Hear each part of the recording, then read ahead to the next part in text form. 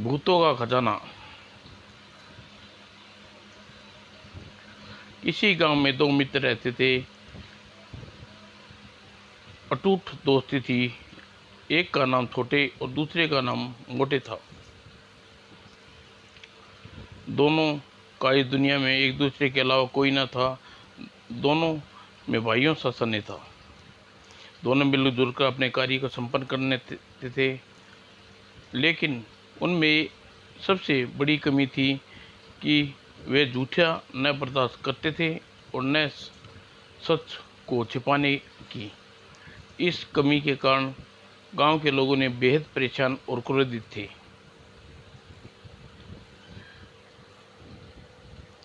दोनों अकल के कच्चे थे थोड़े से।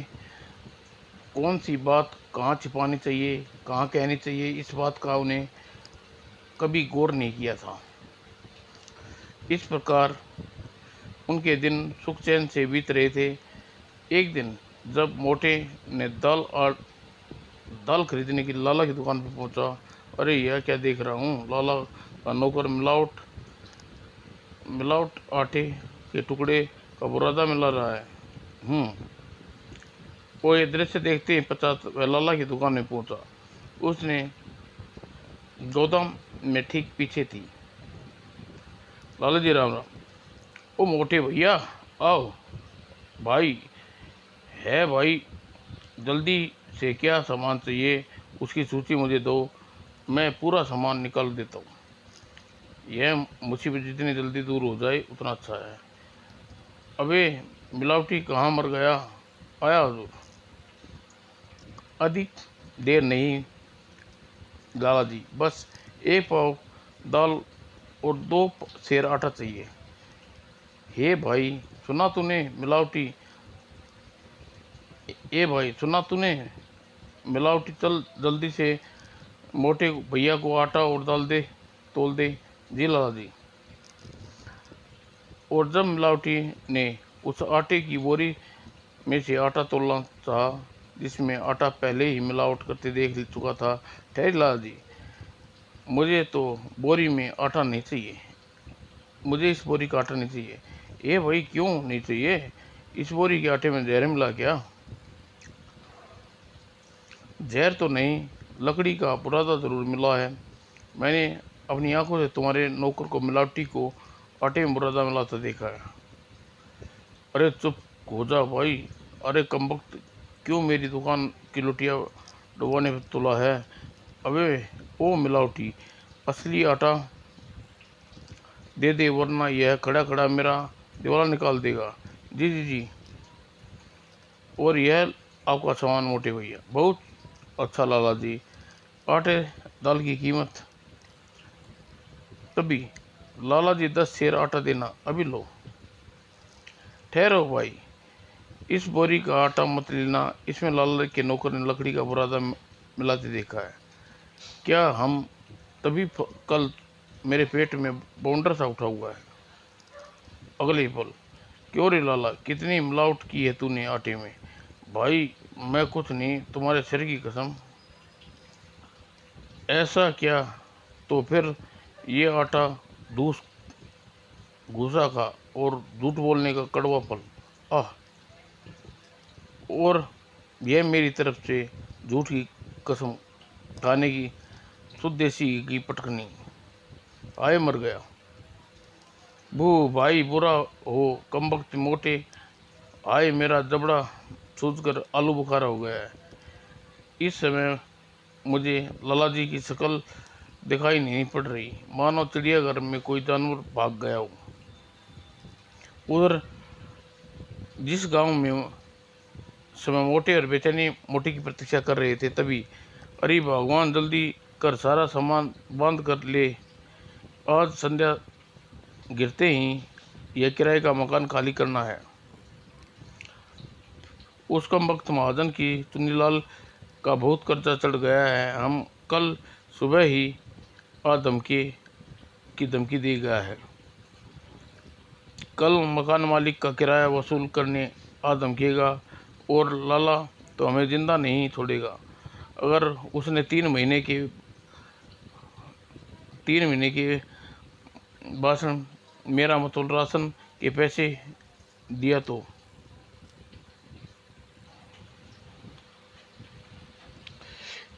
इन सब का एक ही हल है, गाँव चुनाव वगैरह होना। वैसे उन सब से मैंने कल सारा हिसाब किताब साफ करने का झूठा वादा कर दिया है। झूठा वादा, झूठ के नाम पर छोटे के कान खड़े हुए हूँ। तेज तराक झूठ बोलने गांव वाले बहुत लोग मुझे मूर्ख बनाने के चक्कर में हैं, लेकिन ऐसा हरगिज़ नहीं होने दूंगा। झूठे का मुंह काला होकर रहेगा।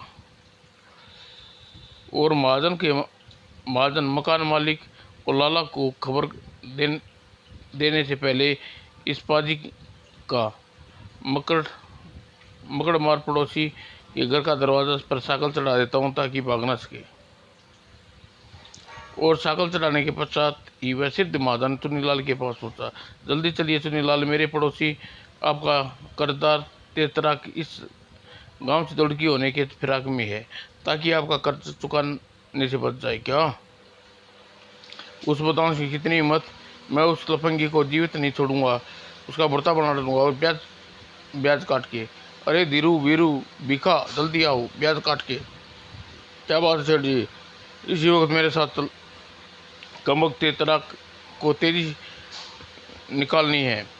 मेरा रुपया मारकर गांव से फरार हो रहा है, देखता हूँ कैसे ब्याज काट के। यह बात है तो चलिए जरा हम भी उसे देखें कितनी तेजी है उसमें। आओ। और जल्दी ही उसकी जान, यह तो उनकी जान ही ले लेगा। फौरन उसके तेतरा को उसकी खबर करनी चाहिए, आखिर पड़ोसी होने के नाते मेरा भी कर्तव्य बनता है। और जल्दी ही उसके पहुंचने से पहले धीरू भागता हुआ भिक्खू महाजन और तेतरा के घर पहुंचा। दरवाज़ा खोलो, आई इस समय कौन आ मरा? महाजन मकान मालिक लाला में से तो कोई नहीं है। और तेतरा ने दरवाज़ा खोला तो सामने महाजन को देखते हुए तेतरा ने जैसे दरवाज़ा खोला और उसके सामने महाजन को देखते हुए उछल कर कई कदम पीछे हट गया। महाजन, मैं इसी से तैयारी करके ठीक ही कहता था। मैं हूँ पूरी तैयारी करके छोटे ठीक ही कहता था, ब्याज काट के। छोटे, अच्छा हुआ मैं सही वक्त पर तुम्हारी पोल खुल गई। अब देखता हूँ तुम मेरा पैसा कैसे हजम करते हो, गांव छोड़कर कैसे भागते हो ब्याज काट के। धीरू बीरू भिक्खा, उठा लो इस सारा सामान को और मेरे घर पहुंचा दो, साथ ही एक छोटा सबक भी सिखा दो। महाजन चुन्नीलाल से हेरा फेरी करने का परिणाम निकल सके तो ब्याज काट के। अच्छा सेठ जी। और बदमाश यमदूत की तरह तेतरा की ओर बढ़े। उन तीनों के भयानक रूप देखकर और बढ़ते देखकर तेजा भय से चीख उठा, बचाओ! अब तुम्हें हमारे हाथों से बचाने के लिए आने से रहा हे, पिटने के लिए तैयार हो जाओ। निकाल दो पाजी की सारी तेजी। अगले ही पल कैर बन के टूट पड़े। ओहो!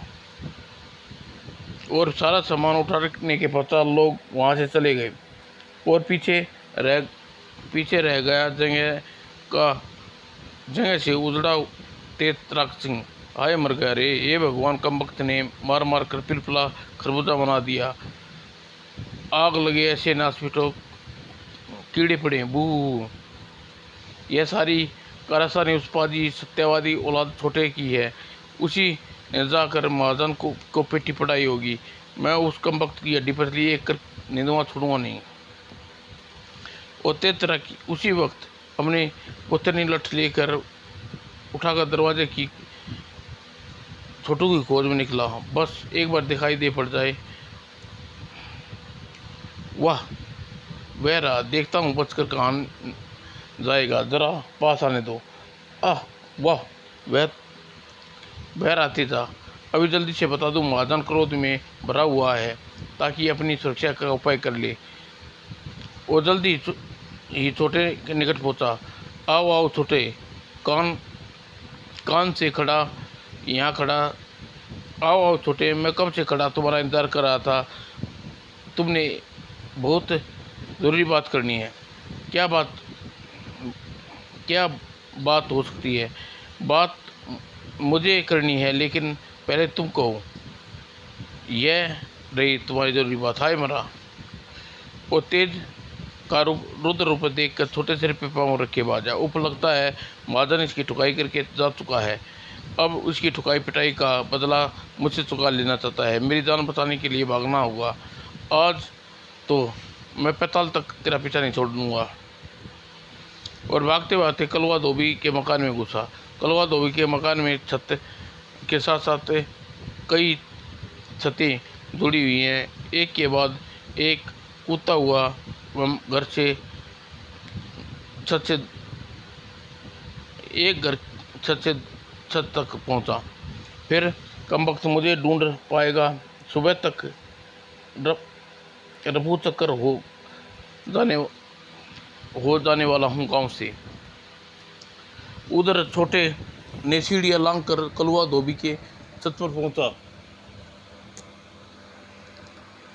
ओ ये भगवान, तेजा के सामने खड़ा है। लगता है मेरी योजना भाप गया है। सीढ़ियों पर आने का समय नहीं है।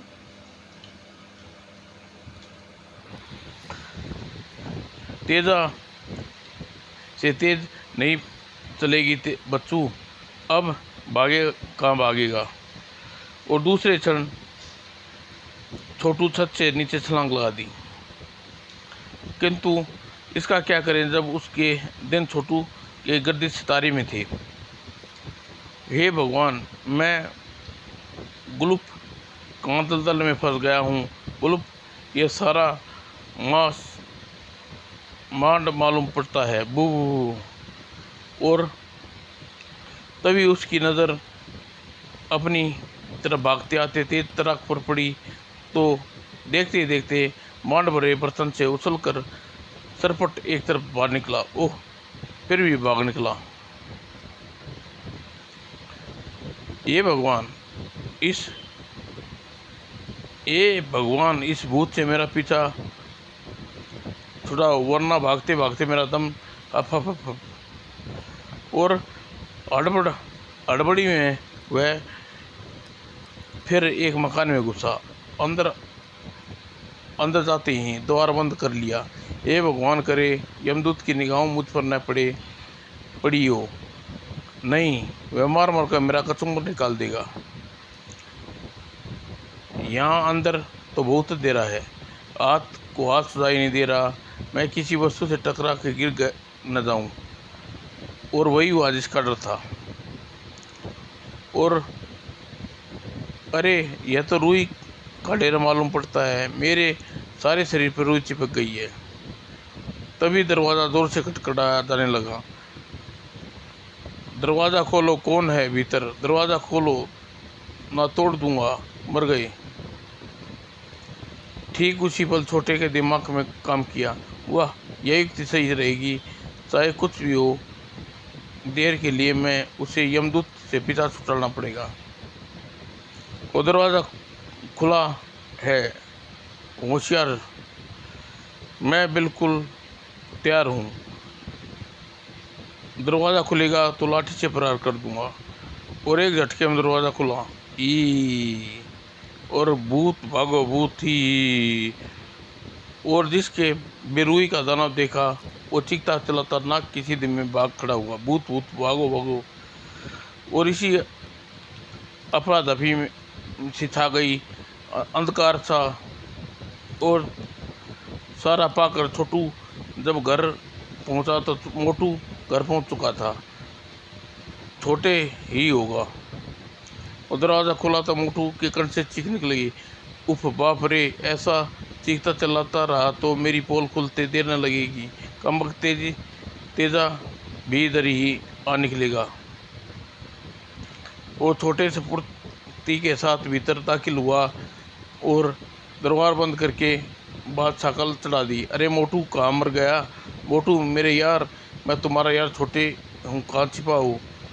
ओह, तो यहाँ छिपा है, घबराओ नहीं, मैं भूत वूत नहीं हूँ, मेरा यकीन करो, मैं बस मेरे शरीर पे रुई चिपक गई है। धीरे छोटे तब कहीं जाकर चारपाई के नीचे से बाहर निकला और बोला, तुम अपनी क्या हालत बना रखी है छोटे, आखिर चक्कर क्या है? और छोटे ने सारा किस्सा सुना दिया और स्नान की तैयारी करने लगा। तब ओह, यह तो चक्कर, एक तो चोरी, ऊपर से सीना चोरी। सच कहते हैं यार, वह कहावत झूठ होती जा रही है, सच्चे का बोलबाला। अब तू ही बता भला, सच सब कुछ महाजन को बताकर मैंने क्या बुरा किया जो तुम इस मुसीबत झेलनी पड़ी? न जाने लोग अब सत्य की महिमा का समझते ही नहीं, साथ साथ देश को भी दुखी करेंगे।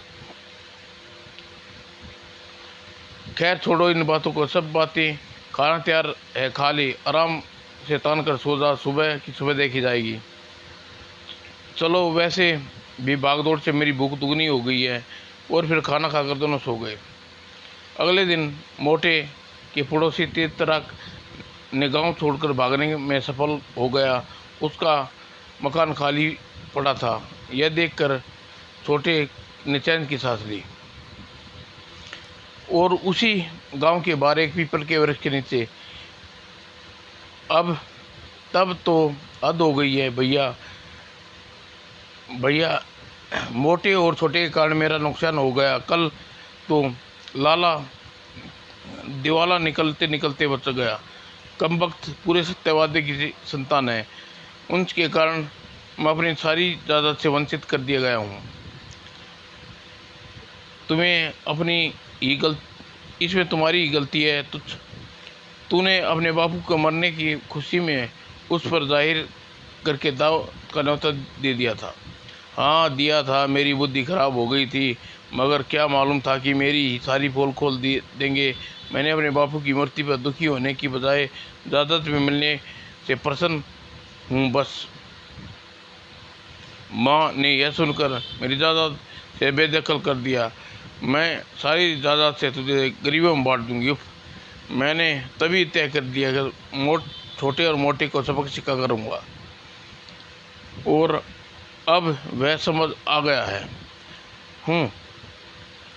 अगर वे दोनों गांव में रहते हैं तो दोनों न कोई फसाद खड़ा करते रहेंगे।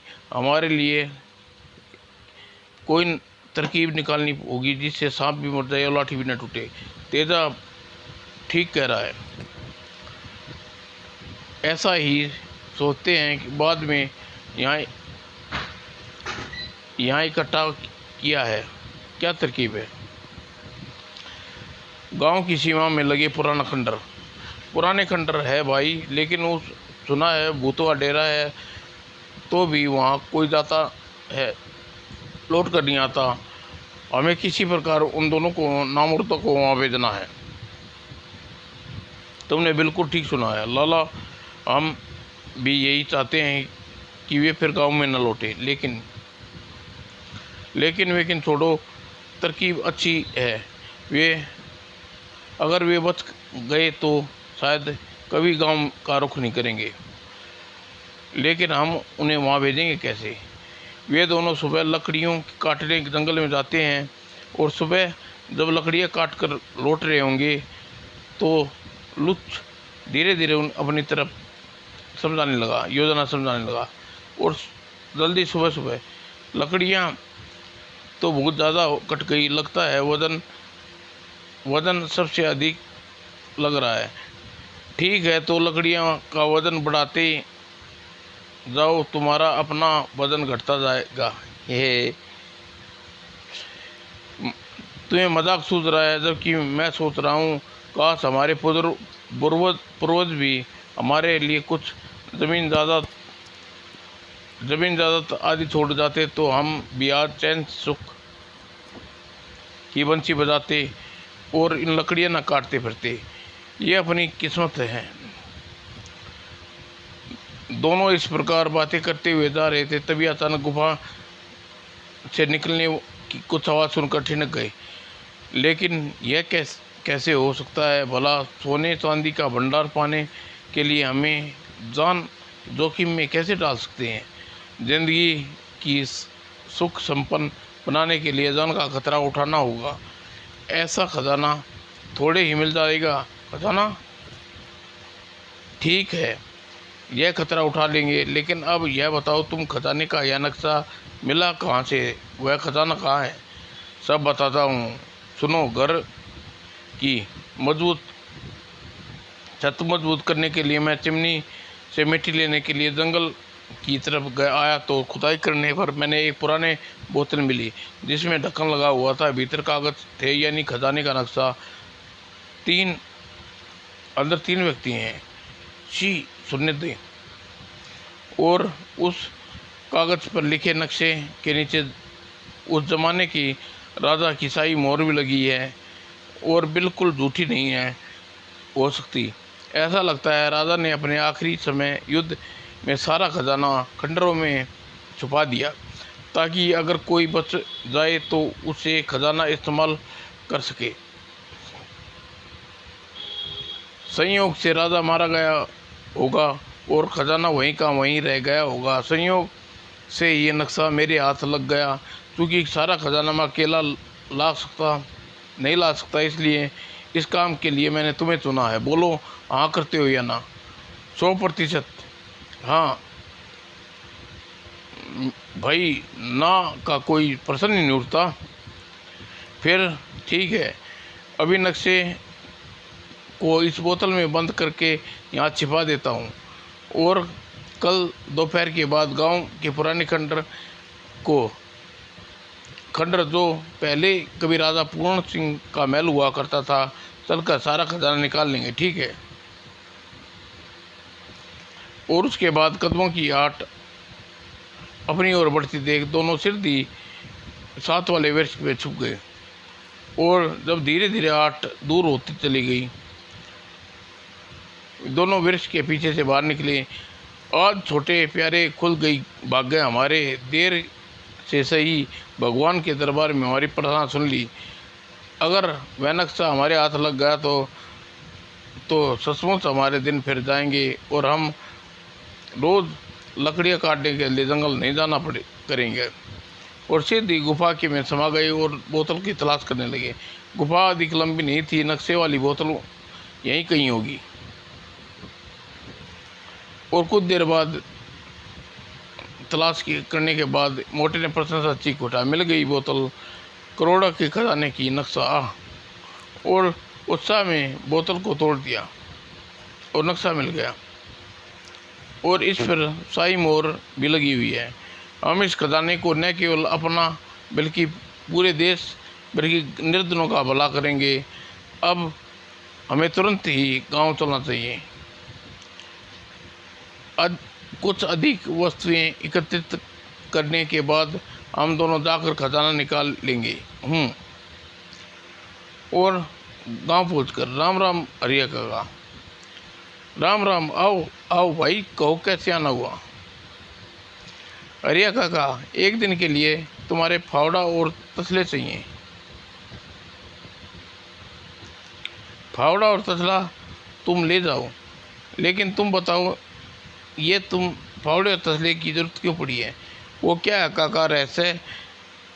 ये बात रहस्य की है, किसी झूठ कहना नहीं, और झूठ हम जानते नहीं, हम बोल नहीं सकते। छोटे ने सारी हकीकत बताते हुए कहा, चिंता मत करो, तुम्हारे बुढ़ापा ईश्वर की कृपा से सुधर जाएगा। वह खजाना।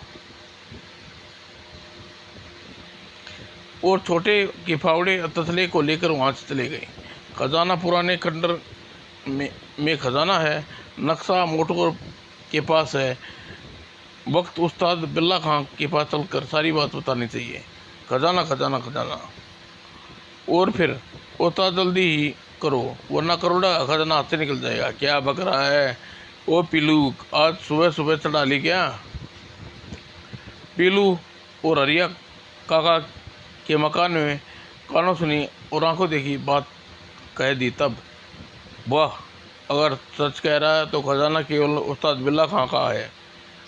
और उस्ताद खजाने पुरानी हवेली में है तो वहाँ भूतों सुना है भूते रहते हैं। चुप कर। अगर करोड़ों के खजाने पाने के लिए उस्ताद को अपनी जान भी देनी पड़ी तो दे देगा। कम से कम अंतिम समय में सही, शानो शौकत से तो मरेंगे। अगर ऐसा है तो उस्ताद तुम फिक्र मत करो, हम भी तुम्हारा जनाजा बड़ी धूमधाम से निकालेंगे। उसके बाद चारों फावड़े और कुदाले लेकर पुराने खंडर में चल पड़े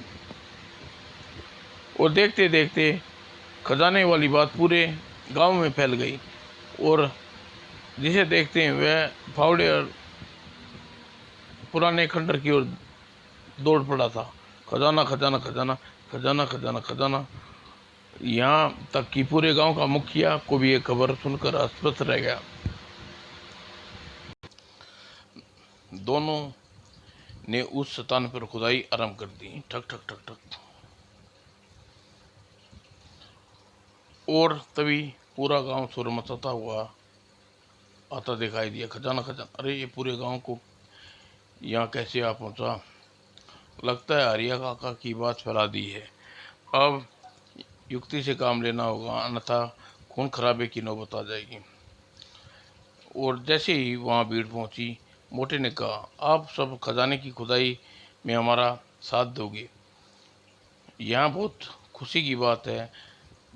नक्शे के मुताबिक खंडर में पूरे हिस्से में कहीं ना कहीं खजाना खुदाई आरंभ करो और इस नक्शे की हिस्से का खजाना उस्ताद बिल्ला खां का होगा। हा हा हा। और मोटे का इशारा पाते ही पूरा गांव लोग खंडर में चप्पे चप्पे खुदाई करने लगे। अगर ये खजाना मिल गया तो हमारे दिन फिर जाएंगे। मेरी आंखें ढेरे खजाने के दर्शन के लिए बेचैन हैं। कहाँ का छिपा है खजाना? वाकई ही यहाँ दौलत है, बुरी बला है। अभी वहाँ खुदाई चल ही रही थी कि तभी भूत और भाग जाओ वरना मारे जाओगे। हा हा। पलक झपकते ही लोग खंडर से बाहर निकल गए और यह देख मोटू और भयभीत स्वर में चिल्लाया, भाग मोटे वरना ये भूत हमारा भी कीमा बनाकर चट कर जाएंगे। लेकिन तभी उसके भयानक भूत ने ठाकर लगा कर बोला, हाँ तुम दोनों अपनी जान प्यारी नहीं है क्या मूर्ख? यहाँ भाग जाओ यहाँ से। मोटे यार, अब भी समय है, भाग ले वरना भूत हमें जिंदा नहीं छोड़ेंगे। नहीं, मैं इतना आसानी से नहीं भागने वाला। इस खंडर में दबा खजाना लेकर ही यहाँ से जाऊँगा। यह खजाना हमारे गांव की किस्मत को पलट देगा। अगर गांव की भलाई के लिए मेरे प्राण भी चले जाएं तो कोई गम नहीं है। हाँ, अगर तुम्हें इस भूतों से डर लग रहा है, तुम अपनी जान बचाने के लिए भाग सकते हो। यह तुम कैसी बात कर रहे हो मोटे? जब जिए साथ साथ तो मरेंगे साथ साथ। चल खुदाई शुरू करते हैं।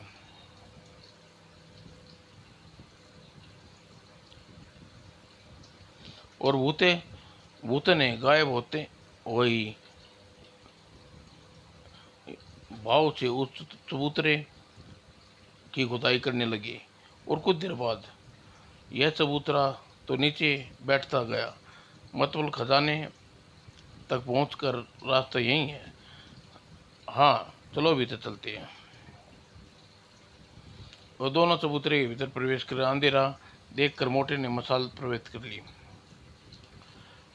और यहाँ का रास्ता तो आगे जाता है, शायद गुफा समाप्ति पर खजाना होगा। चलो। और गुफा सावधानी पूर्वक चलते हुए गुफा में आगे बढ़ते हुए गुफा की समाप्ति पर एक मोटे चीख उठा, वाह खजाना, यह रहा खजाना। और इतना ढेर सारा खजाना देखकर दोनों आंखें चुंधी आ गई। हे भगवान, यह खजाना हमारे गांव को क्या पूरे नगर की कायाकल्प कर देगा। तुम ठीक कहते हो मोटे भैया। हम गांव वालों को अभी इस खजाने का पता न चले, अन्यथा खजाने को पाने के लिए आपस में लड़ मरेंगे। पहले हम खजाना मिलने की सूचना राजा को देनी चाहिए। तुम ठीक कहते हो, चलो।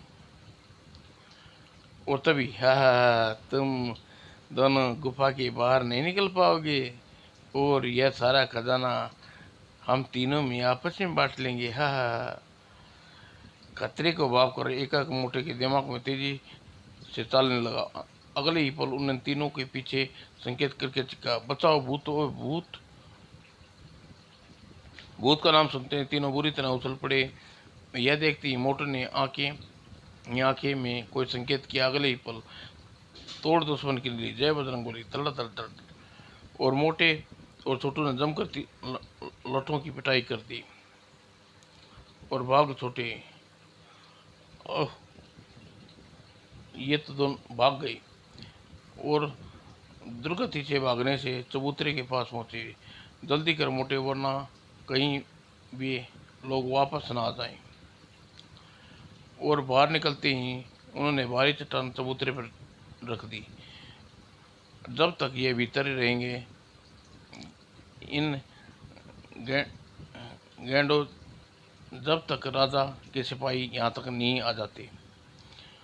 और जब दोनों राजा तुरंत ही राजा लोटन सिंह के पास पहुंचे, उन्हें सारा हाल कह सुनाया। तब ओह, यह बात है सेनापति, तुरंत ही जाकर इन बहादुरों के साथ गांव के खंडर में खजाना तथा उन बदमाशों को मुस्तैद कसकर यहाँ लाओ। जो गया महाराज। और सैनिक ने चबूतरे के पत्थर हटाकर सारे खजाने को बाहर निकाल लिया और तीनों बदमाशों को गिरफ्तार कर लिया। वो बुरे फंसे। और फिर लोटन सिंह के आदेश पर खजाने का बहुत बड़ा हिस्सा उस गांव के लोगों को बांट दिया गया। तब सेनापति ने एक खुशखबरी सुनाई। तुम सुनो छोटे और मोटे, तुम राजा ने अपना विशेष दरबारी नियुक्त किया है, कल से काम पर आ सकते हो। और बाद में देखा मोटे भैया, जीत सच्चाई की हुई। हाँ भैया, किसी ने सच्ची कहा, सच्चे का बोल बाला, झूठे का मुँह काला। और जब इस घटना के बाद मोटे गांव की इज्जत बढ़ गई और इस प्रकार वह गांव प्रशंसा और खुशहाल रहने लगा। समाप्त दोस्तों।